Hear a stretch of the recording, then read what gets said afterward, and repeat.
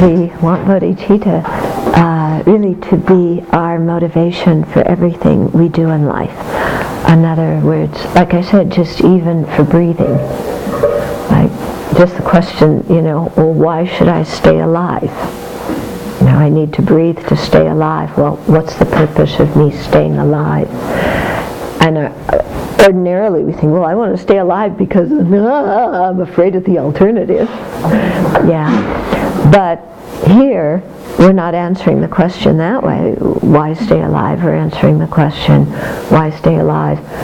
Because I want to be a benefit to others, and to do that in the greatest way, I need to develop myself spiritually. Okay, so then breathing makes sense.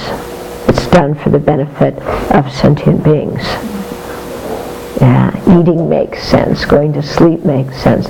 Taking care of the body makes sense, because we have to work with this body, which is under the influence of karma and afflictions, so that we can overcome being under the influence of karma and afflictions. Okay, but we have to hold that intention very strong, as we go through the day and do whatever we're doing. Okay, so bodhicitta becomes really an all-pervasive motivation for everything, and we start, the more we train our mind in this path, we start putting everything in that perspective. In other words, when there's a decision to make, what criteria do we use to make that decision? Well, we refer to bodhicitta. Yeah, which of the various alternatives will facilitate my becoming enlightened for the benefit of sentient beings the best? Which alternative will help me keep good moral conduct well? Which alternative will spur me to develop great compassion? So we use those kind of criteria to make decisions in our life. Yeah. Whereas usually our criteria for decision is, what's going to make me the happiest? Isn't it? Yeah. So when we really practice bodhicitta, then bodhicitta becomes the criteria. The Dharma becomes the criteria. So it's kind of a revamping of our direction in life, so that the Dharma really becomes the centerpiece of our life and the most important thing. And our own pleasure and getting our own way becomes something secondary. Okay, because we're really, really focused on, the greatest benefit for the greatest number. And in order to even know what that is, I have to develop my own potential and develop, various powers and wisdom and skill and so forth to be able to discern this and to work most effectively for others. Okay, so this becomes like an all-pervasive motivation and framework. It's an outlook on life, actually. It's an outlook on life that then applies to everything we do. And so in this way, our Dharma practice is the main thing in our life, and our lives are really dedicated to this long-term purpose in Dharma. Usually at the beginning of our practice, Dharma is kind of like a hobby. It's like, we have all these other things we do and other groups of people that we do them with, and it's kind of fun and interesting, we get something out of it. But when we don't feel like going, well, that's okay, we just don't go, and we do something else, and we get bored, so we do something else, and that's kind of the way our life is, isn't it? And but when we really get into the Dharma deeply, and it starts affecting our whole view on what life is about, then it no longer is a hobby. It's something that we use as the whole framework within which we live. Mm-hmm. Okay, so there's a real change in perspective. Communicating? Yeah. But then the self-centered mind goes, but, what about me? Yeah, I want to dedicate my life to benefit others, but I I want to be happy first, and I want to have a good reputation, and I want people to like me, and I want all my needs to be met. And are you telling me just to forget about all of that and work for others? I've done that before, and I've just gotten burnt out and collapsed, so that doesn't work. So why are you telling me to do that again? Yeah? Do you have that voice? Yeah? And so here we see, we often find this thing of when we talk about the two extreme minds, that they're often rooted in the same thing. Yeah, two extremes are usually not opposite. They're rooted in the same thing, but different takes on it. So one is, I want what I want when I want it, and I'm living my life according to that way, and that's the purpose, and I'm getting everything that I want, and the world should go my way. And then sometimes we look at that and we say, oh, well, that's selfish. So therefore, I don't want anything for myself. I'm dedicating myself completely 100% to others. So I'm working for their benefit, and they should do this, and they should do that, and they should do this, and they should do that.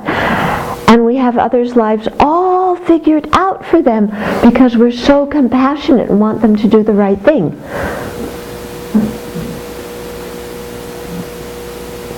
Yeah? Do you have everybody's life figured out for them, how they should live their lives? What they should do? Whose agenda is that?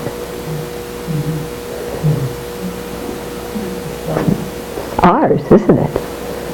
Yeah. So it's still, I want you to be everything I want you to be, but the reason is because I have so much compassion for you. So it's the same old thing, isn't it? Because it's not real compassion. It's just, we're trying not to feel so guilty about being selfish, so we're kind of repackaging the self-centered mind. Yeah, putting a pink bow on it and sending it back out into the world. But then when we're operating from that kind of what we call Mickey Mouse compassion, then we get exhausted, don't we? Because we're so much trying to manage everybody's life and give them all this advice so that they can really live in a way that's really good for them, i.e. so that they can be what I want them to be. And then, of course, they don't cooperate. And they don't want to be what we want them to be. And they tell us so in no uncertain terms. Or they just disregard our advice. And then we get what, we say, well, here I am so compassionate and I'm just exhausted. My compassion isn't doing any good. So I might as well go back to being self-centered. Yeah? You see this a lot. Yeah, I'm kind of exaggerating the mechanism, but it happens like this. So, bodhicitta, great compassion, is a very different, very, very different kind of thing. It's not trying to manage everybody's life so that they become what we want them to become in the name of compassion. Yeah, that's not bodhicitta. Yeah, because bodhicitta is, that wish to really be of the greatest benefit to others, recognizes that each individual has their own dispositions, their own tendencies. They've come into this world with different karma. They've done different actions in the past, so they have different ways of looking at things, different potentials that can be actualized this life. Yeah. And so bodhicitta wants to develop those kind of super knowledges so that we can know this about others and therefore be able to guide them in the most skillful way according to their unique situation in this life. And sometimes that guiding them skillfully, well, all the time guiding them skillfully means we have to drop our agenda. Yeah? So there might be something, we might really, really like somebody and really want them to be with us, but if we have that kind of super knowledge that knows that doing something else is the most beneficial for them, then we recommend to them that they do that. Okay? So there's a lot of subtlety involved with bodhicitta. And there's also a lot of patience involved, because often when we're working when we're working with our self-centered compassion, that's an oxymoron, isn't it? Okay. But our self-centered compassion, when we're doing that, then we fall into despair when things don't go, the way they want, because we really want people to turn around right away. We can look at their lives and see what they're doing wrong. It's so clear, isn't it? And sometimes we think, if they only had Dharma, then their whole life would be different. So I'm going to go and give them the Dharma. And they say, this stuff is boring. I want to go to a golf game. Yeah? And then we go, my compassion, they're not receiving my compassion, and they're going to be born in the hells even though I'm trying to help them, and this world's going to pot, and maybe I need some pot.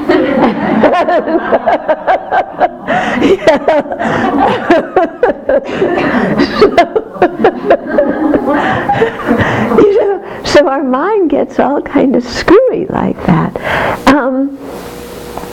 And whereas if we really have bodhicitta, we have a long-term perspective, and we're not expecting everybody to, get liberated this lifetime and to get rid of all their ignorance, anger, and attachment in the next 3 weeks after they practice our sage's advice. We don't have that expectation, and we're not looking for proof of our self-worth in other people following our advice and changing. You know how sometimes we do that? It's like, if I can give good advice and they practice it, then, okay, my self-esteem goes up. But if I give good advice and they don't practice it, then my self-esteem goes down. So we're somehow, we're ego-linked. Yeah? So, these kinds of things are all very natural and they come up.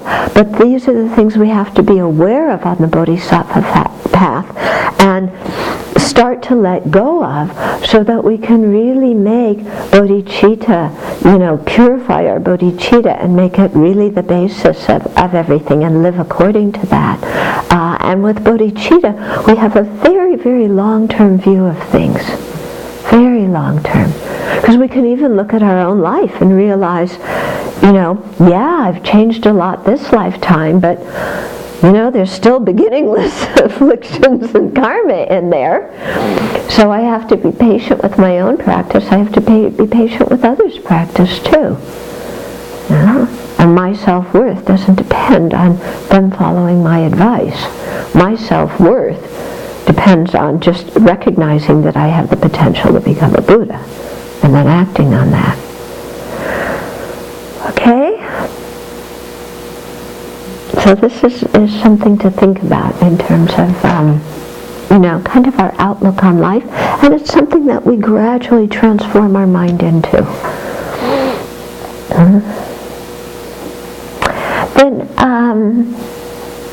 So that's a little bit by way of motivation.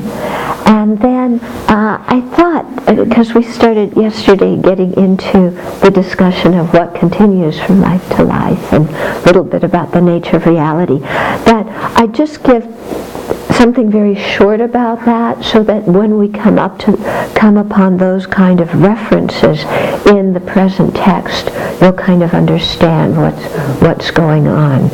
Okay? So when we say that ignorance is the root of our samsara, of our cyclic existence, it means, why are we reborn again and again and again in this kind of body that gets old and sick and dies. Because even though, in this life all we've known is this body, and we identify very strongly with this body. Sometimes we think, I am my body. Sometimes we think, my body is mine. Yeah, so then the I is the possessor of the body. And sometimes we think the I is the body. So even though we have all of that going on, the question comes, well, how did we get here to start with? Why do we have a body to start with? I mean, if you think about it, a body that gets old and sick and dies, if you had your druthers, is that what you would consciously choose for happiness? No. Okay, so there is some sense pleasure from this body. We eat good food, hear nice sounds. We experience some degree of pleasure from the body. But despite whatever physical pleasure or mental pleasure we derive from the body, the bottom line is it gets old and sick and dies. Isn't that the bottom line? Nobody can get around that. Doesn't matter how rich you are, how famous you are, how many people love you, how popular you are, how powerful you are. Nobody gets around aging, sickness, and death. It's universal. Yeah? And so if we really think about that, well then, would I really choose this kind of situation? Yeah? No, we wouldn't, would we? No, aging, sickness, and death is not our favorite, activity of amusement. Yeah?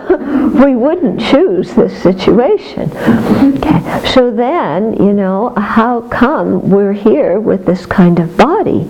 And the thing is, making this body suffer doesn't stop aging, sickness, and death.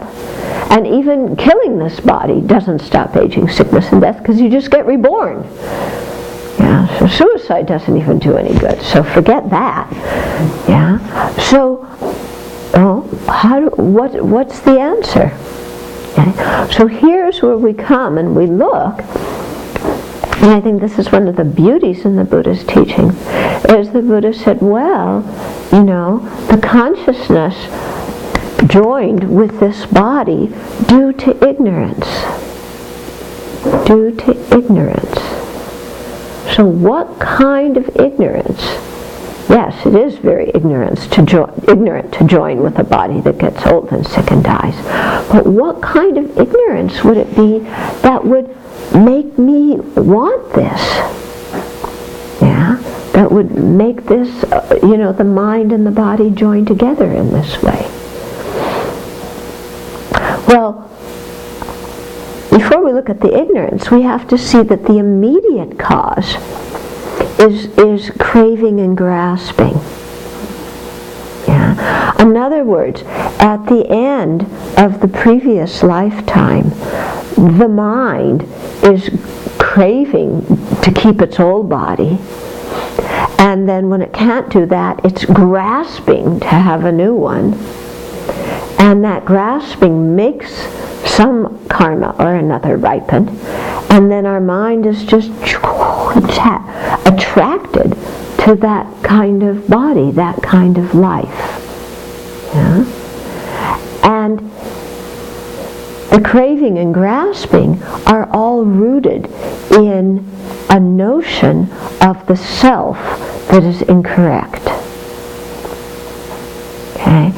In other words, we start out with this idea, and it's so subtle that it doesn't even seem like an idea, it seems like reality, that there is something that is inherently me. That there is a real, solid, truly existent self or person that exists from its own side, independent of everything else. Okay? And so when we have that feeling, it's on a feeling level. It's not that we're sitting there consciously saying, oh yes, I have an inherently existent self, because we don't even know what inherently existent means. But the inside, the grasping at that's how we exist, is so pervasive and so strong that, and we've had it our whole life, that we never question it. And if you think about it, isn't our whole life based on the idea that there's a real solid concrete me that's there, independent of everything else? Well, once we start with that kind of self-concept, self-view, then craving and grasping come very easily. Because if there's a real solid self, then it's going to crave to get everything it wants. And it's going to, crave to push away everything it doesn't like. And so all the other afflictions develop. We get attachment, we get hatred, jealousy, pride, the whole ball game, okay? But it's all rooted in this wrong conception of the self, thinking that there's an independent me that doesn't depend on any other factors, okay? So it's not created, doesn't cease. I mean, we may change this a little bit, but this feeling like I, me, that doesn't depend on causes and conditions, doesn't depend on the mind labeling anything, doesn't depend on other factors.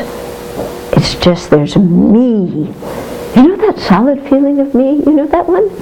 Yeah? Yeah. When I was in college, I got to tell you this. When I was in college, I was going, how do I know I exist? This was my big dilemma, like my freshman year. Who am I, and how do I know that I exist? I don't know if every college freshman thinks like that, but that's what I was thinking. How do I know I exist?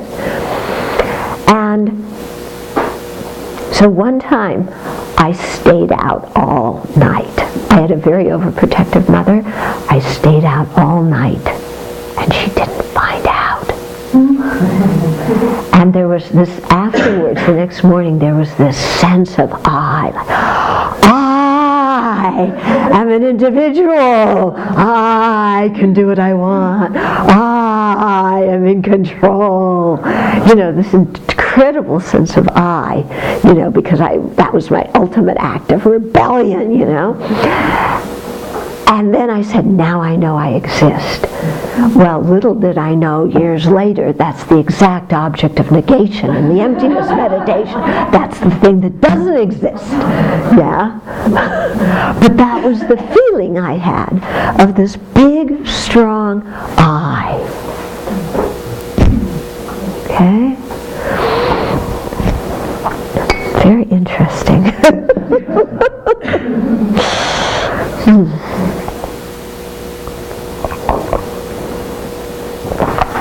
So you can see, based on that notion of such a big, strong I, how all the other afflictions come about. Then, under the influence of mental afflictions, we create actions. Those are karma. That's what karma is. Then, the actions create a certain energy that propels us in a certain direction. When conditions come together, it ripens, and then we experience different things. So the whole crux is to go back to this notion of self. So, there I am, 17, 18 years old. Hooray! I exist. But then you have to ask, okay, who is that I? There's a strong feeling that it exists. But if it really does, then it should be findable when I look for it. There's only two places to look for it. It's either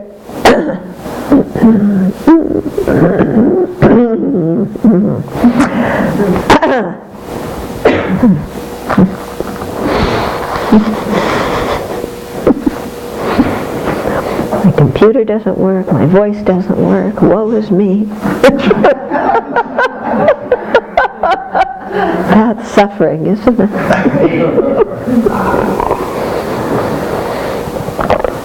So there's only two places you can look for this self. It's either got to be within the body and mind, or it's got to be something totally separate from the body and mind. Okay? Only two places, right? Any place else you're going to look for yourself, for the person, for the I? It's either there in the body and mind, or it's something findable separate from the body and mind. There's nowhere else to look. So if we start looking in our body and mind, take the body first. Can you find yourself within your body? It feels like I'm in my body, doesn't it? Don't you have this feeling of a self inside the body? Well, if it is the body, what is it? What part of the body is it? So you start scanning your whole entire body, each organ, and asking yourself, is this I? Is this me? Yeah? My little toe, my stomach. How about my brain? Is my brain me? If you saw somebody's brain on the table, would you say there's a person? I don't think so. Yeah.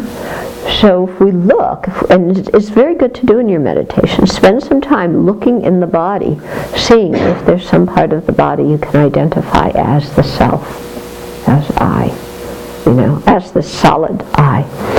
Okay, can't find it there. Then you start looking in the mind. Well, which aspect of the mind? The visual consciousness? Am I the consciousness that sees color and shape? Yeah? Am I the consciousness that sees color and shape? If I'm the consciousness that sees color and shape, then I also can't be the consciousness that hears sounds. Because the I can only be one thing. Yeah? So are you your visual consciousness that sees colors and shapes? Is that who you are? Because if you're that, then you can't be anything else. So we kind of go through, then, okay, well, not my visual consciousness, not the ear consciousness, not the nose, the taste, the body. I'm the mental consciousness. Which mental consciousness? Are you the mental consciousness that's awake? The mental consciousness in deep sleep? The mental consciousness when you're dreaming? The mental consciousness that's angry? The mental consciousness that's happy? Which mental consciousness are you?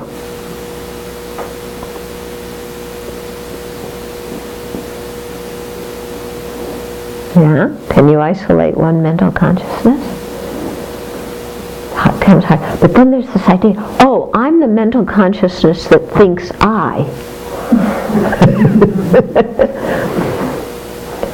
Well, how can I be the mental consciousness that thinks I? That doesn't work. Because you can't be the thing that's thinking the thing. You can't be the self. If you really were the self, you wouldn't have to think I.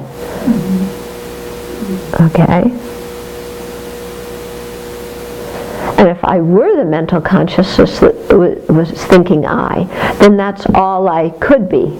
I could never be I could never see colors and shapes.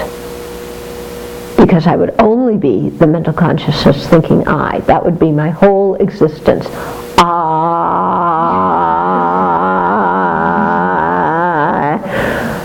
That would be hell, wouldn't it? Just thinking I all day? I think that would be total hell.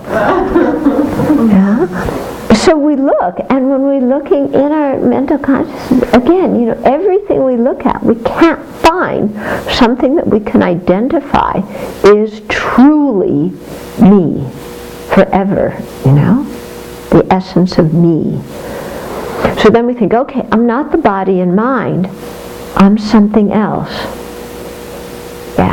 from something else that's ephemeral, that's not the body and mind, that's kind of beyond body and mind. But then you go, well, then what is it? Show it. Remember, there was one movie some years ago, and they were talking about rebirth. It's a popular movie. But they had, somebody died, and then something kind of lifted up out of their body and floated off, and then went into a dog. Yeah. Then the dog came back with the family. So you might think, well, I'm just that thing that just lifts out of the body. Well, what is it? Define it. Show it. What is it? If you're saying, I am that, and I am truly that, then you should be able to see exactly what it is.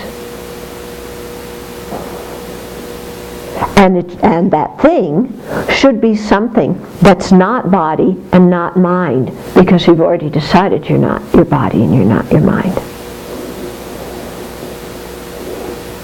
So then what is that thing?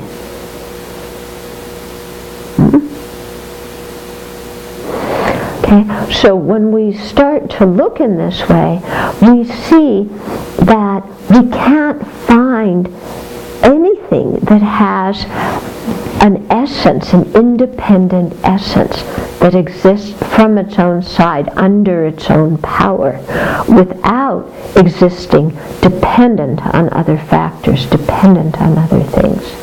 In other words, everything exists dependently. So all these independent things that may appear to us, or that our mind may grasp at, don't exist. But that doesn't mean that nothing exists, because dependent things do exist. Okay? So a dependently existent person exists. A person that is merely labeled independence upon a collection of body and mind, that person exists. But you can't find that person when you analyze and try and look for something that's it. It only appears when there's no analysis, because it only exists by being labeled independence upon the body and mind. Okay? So here is what we have, is that on the ultimate level, we can't find anything with an essence when we analyze and try and find something that ultimately exists in there, that is certain to be me or certain to be whatever. Can't find that. And yet, it's not that nothing exists. Things exist, but they exist dependently. And they function because to function, you have to depend on other things, don't you? Anything that functions has arisen from causes and conditions. In order to function, to perform a function, you have to arise from cause and conditions. When there's causes and conditions producing that thing, then that thing can't be permanent. Yeah, it can't have some kind of, immutable essence in it that is it, because it just arises due to causes and conditions. It's quite a strange thing to sit and think, I exist due to causes and conditions. It sounds strange, doesn't it? Because our feeling is we never think that. We always think I exist, and then the rest of the world comes about. But we never think I exist just because of causes and conditions. That's all. Change one cause, change one condition, what I am changes. Oh, actually, you know what? That's happening every single moment. It's not like I arose due to causes and conditions when I was born, and thereafter I don't change. Yeah, but every single minute, causes and conditions are affecting us. We're re-arising due to causes and conditions. So every single moment we're changing. There's a continuity with what we were previously. But we're not exactly the same from moment to moment, are we? Mm-hmm.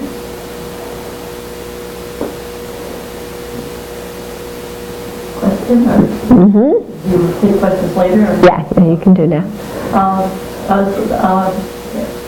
love what you're saying, and it's very clear. And my question, though, has to do just a clarification on when we talk about the observer, Mm-hmm. that we come to that point in meditation, we're watching, yes. and which is getting quiet, and there's that sense of presence. Uh-huh.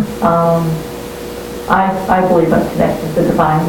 The union is there, but and so in that, as much as I can be conscious of that, but it's mostly beyond conscious awareness. So that observer, where do you place that observer in your description of the self? Okay, so where do you place the observer? Like when you're very quiet in meditation and you're just observing, and there's still a sense of I, isn't there? Well, you're kind of observing the I. Yeah, you're observing the I, but when you turn the lens, what is that thing that is observing the I? Is that another hiding place for me? Yeah, because the way we switch it around, like you could say, I'm observing the I. The I is the object, but I'm observing the I. Wait a minute. Yeah, am I the observer or the observed? It's just a sense of awareness. Yeah. But that sense of awareness,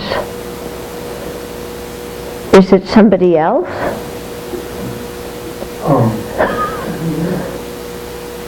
I mean, I've went through this on a retreat once, like really feeling strongly that awareness was an independent kind of, but then I realized, the only thing that you can't be aware, that there can't be awareness without something to be aware of, so it's still it's still interdependent. Yep.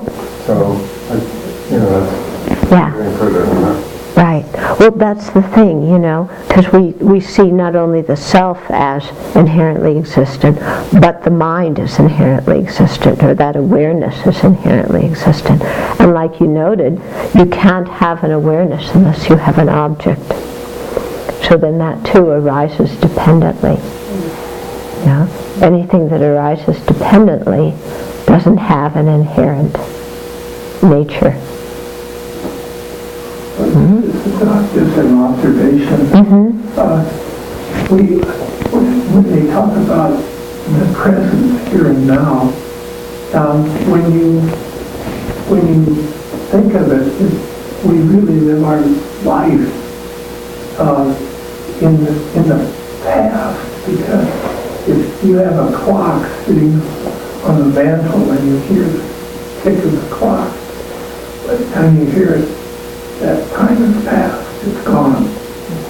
And when you hear the next tick, that time has passed, it's also gone. The words that come out of my mouth are in the past when you hear them. They're only in the present before they're spoken. So we live in immediate nowness at all times. Yeah, when you try and get to the now, it's very difficult, isn't it? Yeah, because it cannot be pinned down. Because pinning down would involve making now permanent. And now isn't. Then where is the Buddha mind? The Buddha mind, there's a Bodhi mind. Yeah. So then where, what is that?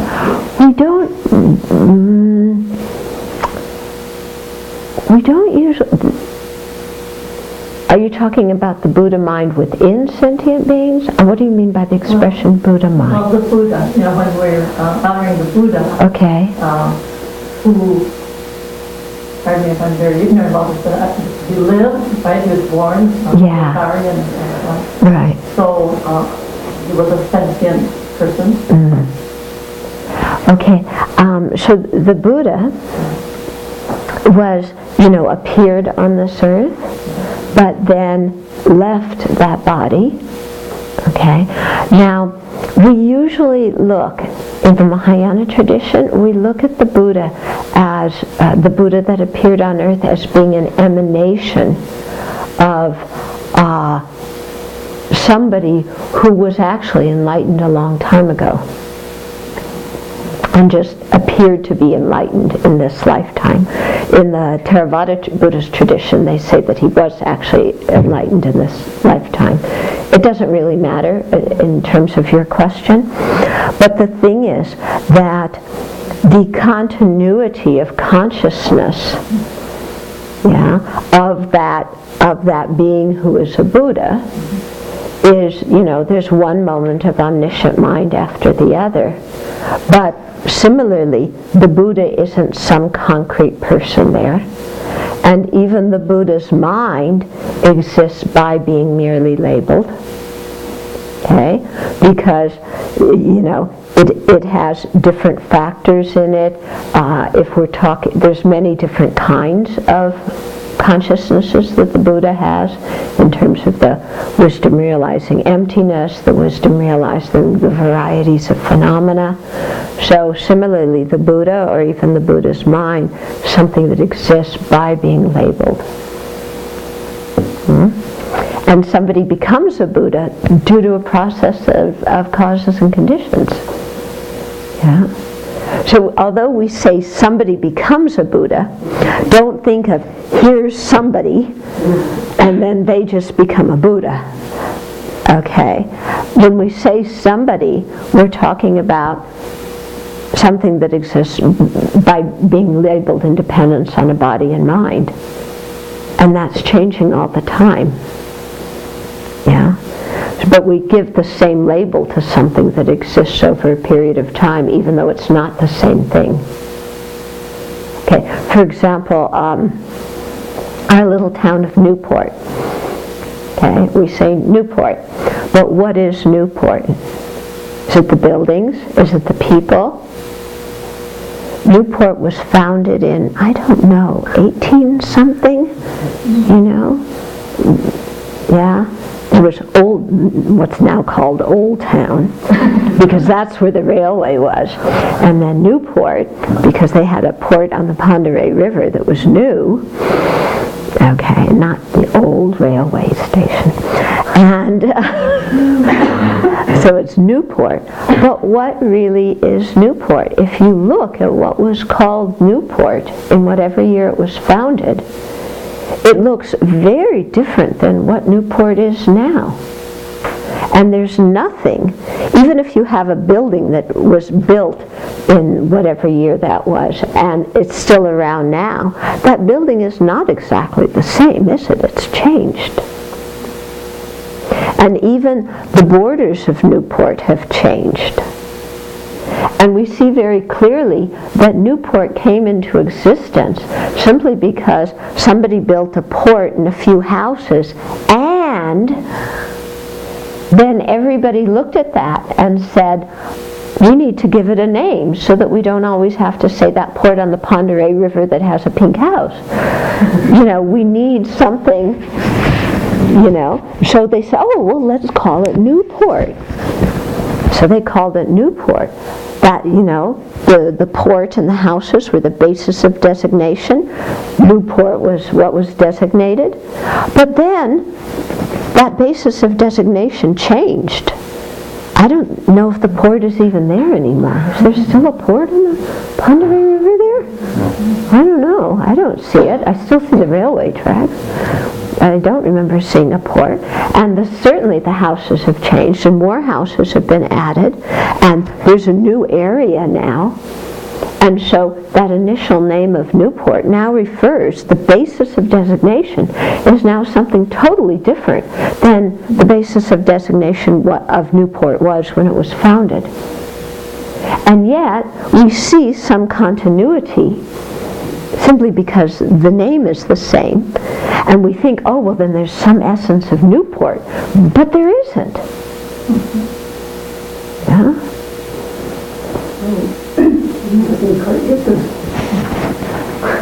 collection of all the things that make up Newport. Isn't Newport.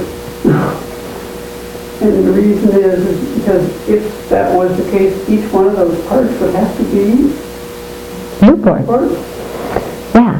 So there's a few reasons why the basis of designation, the parts there, can't be why the parts can't be the whole. Because if that collection of buildings were Newport, then we would have to ask which building is Newport. So if Newport is the yellow house, then either there's one Newport, which is the yellow house, and nothing else there is Newport. Or if each of the houses were Newport, then you would have many Newports. Okay? And neither one of those works. Okay? So we see that, Newport is simply a name given in dependence upon that basis, because our minds collectively just invented a concept and put those parts together. Yeah? And if we wanted to, we could, and then somebody else said, well, there's that old place with the railway tracks, that's not Newport, that's Old Town. And so Old Town got created, just because of the human mind. Old Town could have been part of Newport. Yeah? Oh, and we could still make it part of Newport. All we have to do is change the state lines and, just change our concepts, change our labels, and then Old Town ceases to exist and becomes part of Newport. Whenever we go to the hardware store, we go to the hardware store in Newport. But it's in Old Town. It's true. It's true. We say we're going to Newport, but we're going to Old Town, aren't we? Yeah. So we've done it already. Yep. We can call the Abbey without using 509 area code. Yeah. Well, it's like that with the Abbey, too. Yeah, exactly. Every time that I come here, it's different. I just noticed this time when I came up that one of the first time that I came here and stayed in the bedroom, right? Mindfulness, I think, is now an office, correct? So, and there's a structure. Yeah. So it's, Yeah. So it's a good point. When you're staying in a bedroom, you think this is a bedroom. Get all this office junk out. But then all you do is move the bed out and the office junk in, and then you think it's a bedroom, it's an office. Don't sleep in here. But it can actually be anything we decide to call it, as long as we have the appropriate furniture in there, so that everybody knows. If you had a bed in it and you called it an office, that wouldn't work so well. Yeah. Okay. So it's within this kind of framework of everything being dependent, and not findable under ultimate analysis, that we're coming to investigate great compassion. Okay? So even great compassion itself is empty of true existence.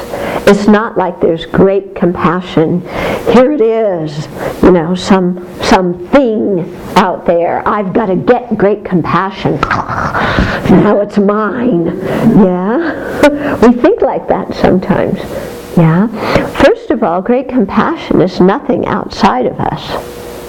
It's a mental state. And also, it's not some, solid, concrete thing. Great compassion is something that arises due to causes and conditions. And it's basically something that exists because we've given the label great compassion to various mental states that have certain commonalities. But commonality of that mental state is the wish for sentient beings to be free of suffering. An intense wish for sentient beings to be free of suffering. Whenever that mental state arises, we say, oh, that's great compassion. But actually all there is various mental states that we've put together and called great compassion. It's not that there's great compassion and it pops up in these different places. You see what I mean?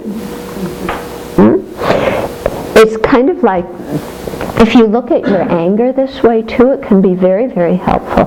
Because sometimes people say, oh, I have repressed anger.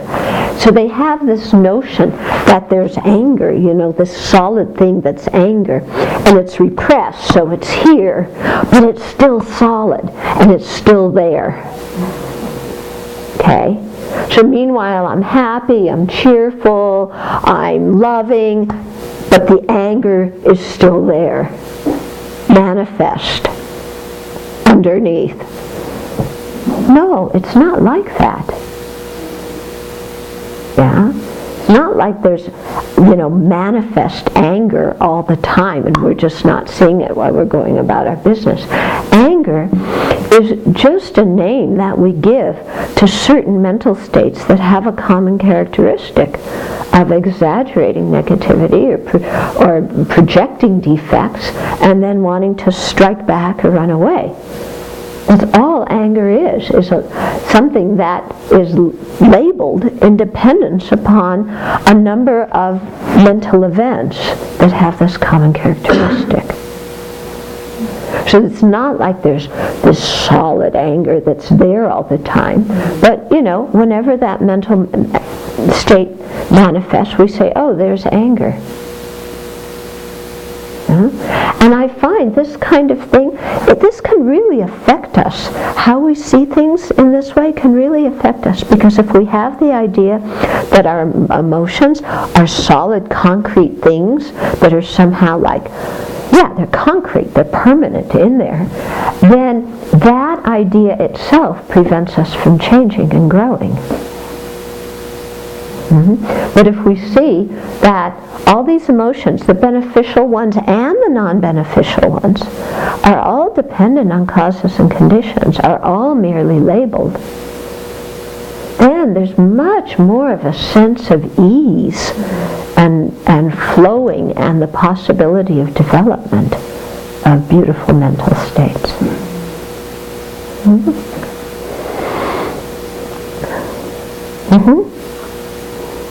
When you talk about that, kind of how we emphasize or make things solid, sometimes when I hear us talk about the self-centered attitude, there's an aspect of that where I feel like we make it more solid, and I believe that at times, but that we want to maintain that kind of awareness to avoid those mental states, but at the same time of saying, well, I've got to get rid of the self-centered attitude and make it into this monolith that then kind of affects, and I can act in that way because I've made it so solid. So it's almost like you go around, you approach it from a Dharma point of view, but then almost like I create an obstacle at times when I maybe misapprehend, even lose that sense of watching that, but kind of believing that, well, yes, I'm just that self-centered person,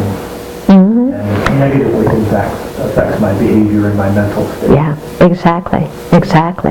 So what you're saying is, in the process of practicing Dharma, we see things like the self-centered attitude, and we're so habituated with thinking of things as truly existent that we think of the self-centered attitude also as some monolithic, solid, concrete, independent thing that's dwelling in me.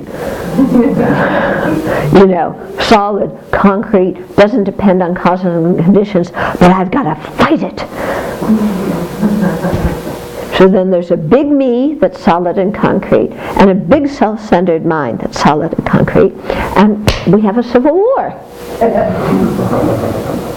Yeah, and so here's where, remembering dependent arising can really relax the mind. Yeah, I mean, we don't need to see the self-centered thought as something solid and concrete. Again, yeah, it's a mental state that has certain, certain common attributes. But each moment of that we may label self-centered mind is not exactly the same, is it? Yeah, there's many kinds of self-centered mind, and each moment is something different. So it's only in dependence upon all those different things that we just give a label, just some kind of general, some word to a general something, yeah, that arises due to causes and conditions. So I think you're quite correct that, if we see that as dependent arising, our mind is much easier about it. Whereas if we see self-centered thought as inherently existent, then we get so tight. Yeah. Because now there's a me, and there's an it.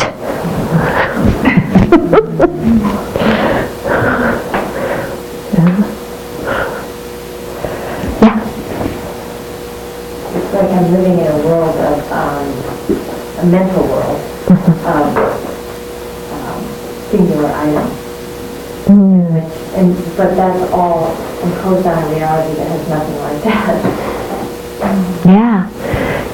So it's like we're living in a world where there seems to be all these discrete single items that don't relate to each other. But that's not what there is. Completely imposed. It's just completely imposed by my side. Yeah. And there's nothing wrong with our giving labels, but when we forgot that we were the ones that brought those pieces together and made it into an object, and instead we think there's an object from its own side, that's when we run into difficulty. Yeah. Because we are imposing that inherent existence on something that doesn't have it. Well, I was thinking that a person could start to say he started some event for selfish reasons, and self-centered minds at play, and the event gets going, and it's a positive event, and everybody benefits from it, and it could become a transformative event within that person's mind. He starts out being selfish, and he ends up being less selfish by the time the situation is over, because it turned out so unexpectedly positive that he feels gratitude for the recipients, and he realizes that he did something good when he's trying to do something not good. Yeah. And that all can happen because things are dependent. That's right. Yeah.